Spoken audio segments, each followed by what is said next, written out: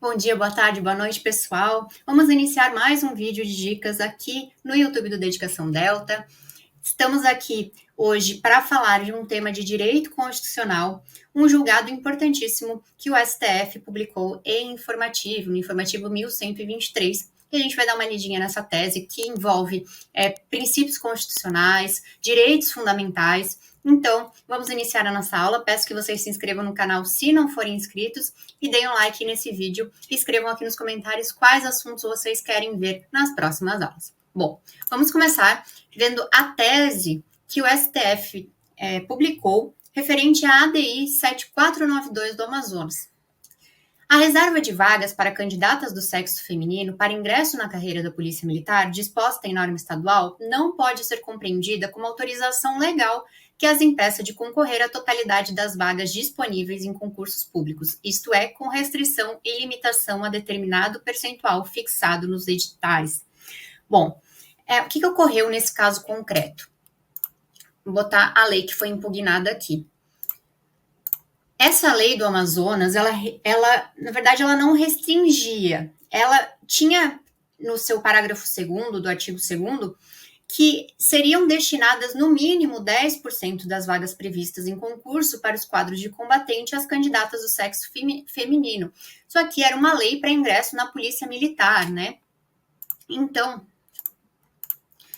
houve uma ADI contra esse dispositivo pelo Procurador-Geral da República, em razão de que a interpretação dessa lei, num primeiro momento, ela pode induzir uma ação afirmativa, que seria o correto, né, a interpretação correta, de como se fosse uma cota para as mulheres ingressarem nos cargos ali da Polícia Militar. Ocorre que essa lei também dá margem a uma outra interpretação, que é a interpretação que restringe as mulheres, limita às mulheres o acesso a somente 10% das vagas ali do quadro da Polícia Militar. Então, gera um efeito discriminatório, dando ali às mulheres somente 10%, enquanto os homens alcançariam ali quase a totalidade, né, os 90% dos cargos. Assim, as mulheres ficariam impedidas de concorrer à totalidade das vagas. Bom, contra essa interpretação foi proposta a ADI.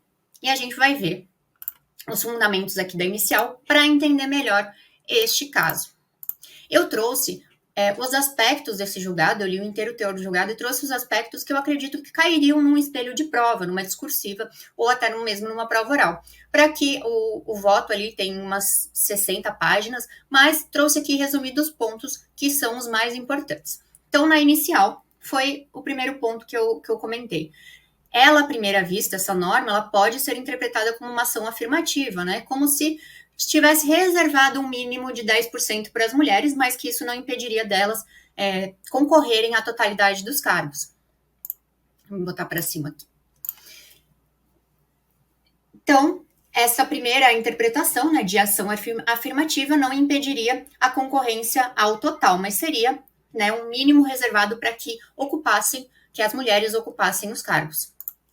Mas também a norma questionada também poderia ser interpretada de forma incompatível com a Constituição Federal. Então, excluindo as mulheres da totalidade dos quadros, né, daqueles 100% de cargos vagos, e limitando ali aqueles 10% fixado. Seria uma discriminação em razão do sexo que não se coaduna com os objetivos, com os princípios da Constituição Federal.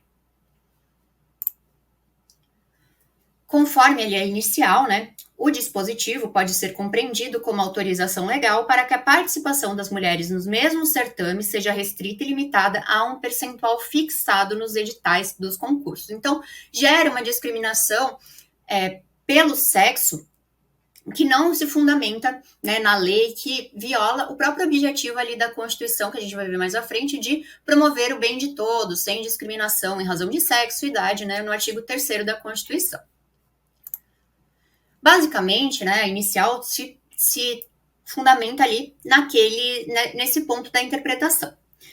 Os fundamentos da decisão, eu peguei os principais, e o que eu quero mostrar para vocês, né? Primeiro que essa decisão ela é uma aula sobre a própria representatividade da mulher nas polícias, então eu recomendo assim o inteiro teor do julgado até para uma prova de direitos humanos, se tiver que discorrer sobre o assunto, é muito interessante.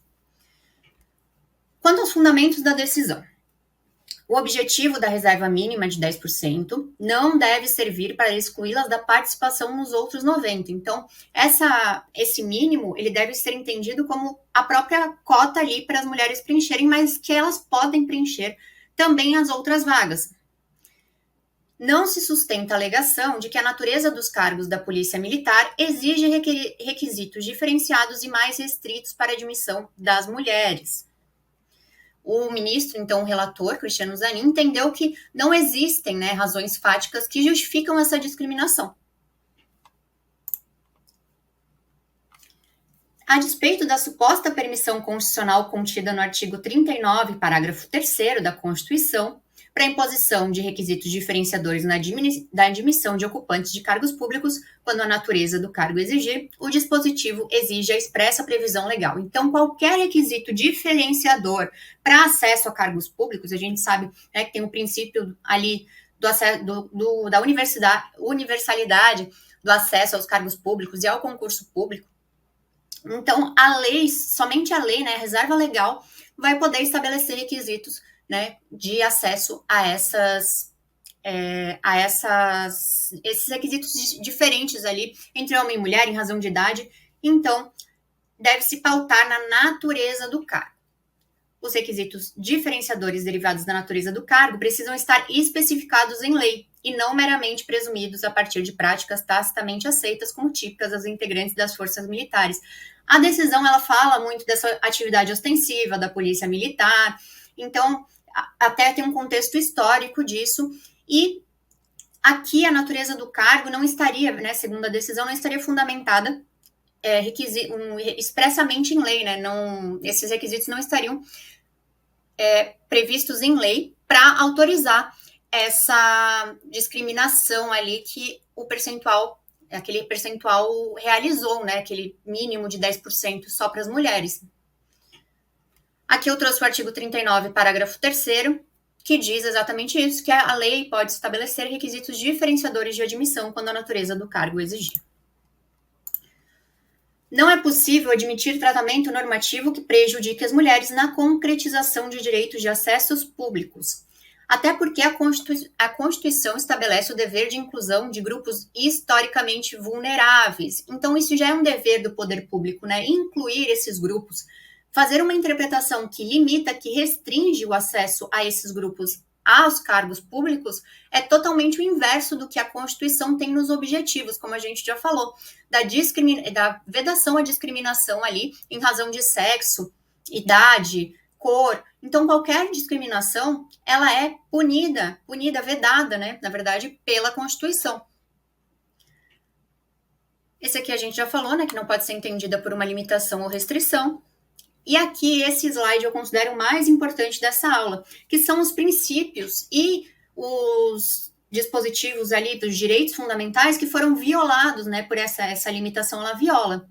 Então, o direito à isonomia e à igualdade entre os homens e as mulheres, que é um direito fundamental previsto no artigo 5º. Então, os homens e as mulheres são iguais perante a lei, a gente tem que pensar na igualdade formal, que é essa perante a lei, e na igualdade material, que é a possibilidade de tratar os desiguais de maneira desigual na medida de suas desigualdades, ou seja, justamente as ações afirmativas ali que devem ser destinadas para as mulheres para que elas consigam se igualar materialmente aos homens.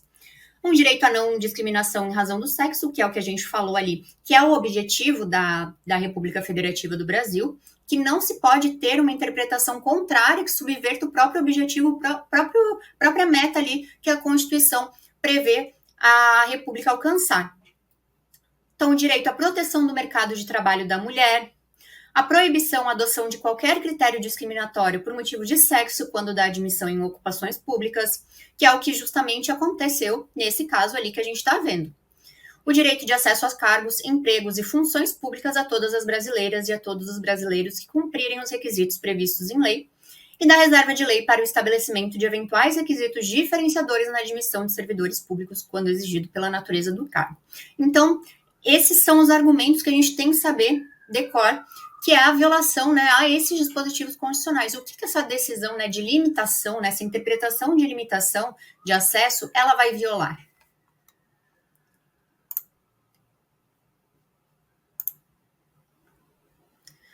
Então, aqui Deixa eu só...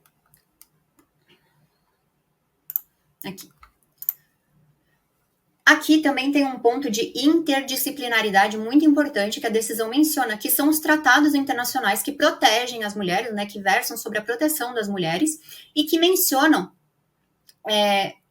o acesso às funções públicas e o direito de igualdade no campo ali de trabalho das mulheres e dos homens, né? Então, o Brasil ele é signatário de 2 tratados internacionais, isso gera obrigações ao país quando ele é signatário de um tratado. Um deles é a Convenção Interamericana para prevenir, punir e erradicar a violência contra a mulher, e o outro é a Convenção sobre a Eliminação de todas as formas de discriminação contra a mulher. E nesses dois tratados existe a previsão de acesso, direito à igualdade de acesso a essas funções públicas. Então, o texto constitucional, as interpretações feitas, tanto pelo legislador quanto pelo intérprete, pelos tribunais, deve se coadunar com esses tratados, né, com essas disposições de direito internacional que o Brasil ali firmou nos tratados. Então, por fim, a decisão nesse julgado foi de dar interpretação conforme a Constituição a esse dispositivo, a fim de se afastar qualquer exige que admita restrição à participação de candidatas do sexo feminino nos concursos públicos para combatentes da corporação militar, sendo-lhes assegurado o direito de concorrer à totalidade de vagas oferecidas nos certames, para além da reserva de 10% de vagas exclusivas, estabelecido pelo dispositivo que deve ser reconhecido como política de ação afirmativa. Então, a interpretação conforme a Constituição afastou esse sentido de restringir o acesso. Então, elas têm um mínimo ali de 10%, mas elas podem ultrapassar esse mínimo, no caso, concorrendo à totalidade de vagas. Inclusive, o STF ele já teve um precedente de uma medida cautelar de uma lei no Rio de Janeiro, então essa é mais uma decisão nesse sentido, tá? Então, provavelmente ali a gente vê que o STF está se inclinando para este lado de não permitir essa reserva de vagas, né, essa restrição de vagas, como acontece em vários estados. Bom, espero que vocês tenham gostado da aula e até a próxima. Bons estudos!